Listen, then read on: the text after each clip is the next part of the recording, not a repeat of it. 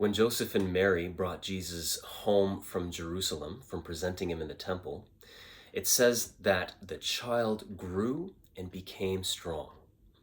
Seems like a bit of a throwaway line, but it's packed with meaning. The child grew and became strong. There's so many things to meditate in that one short verse.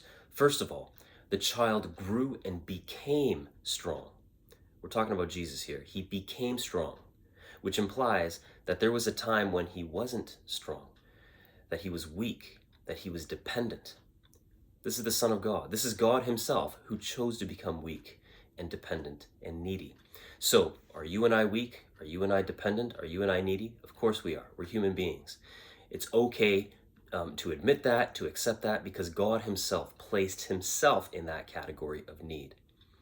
Secondly, the child grew and became strong. Children are not responsible for their own growth.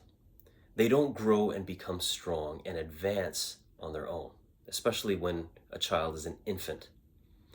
So which individuals were responsible for growing and educating and strengthening and advancing Jesus? It wasn't a pair of angels, it was a pair of human beings, Joseph and Mary. It was Joseph and Mary who were responsible for raising Jesus and bringing him to the young man that we all know as the Son of God. So, place ourselves in the hands of Joseph and Mary, and we'll be taken to where we need to go.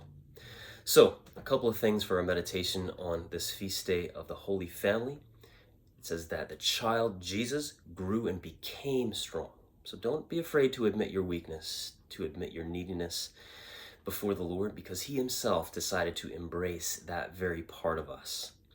And secondly, it was Joseph and Mary who raised the child Jesus and made him into the man that he became.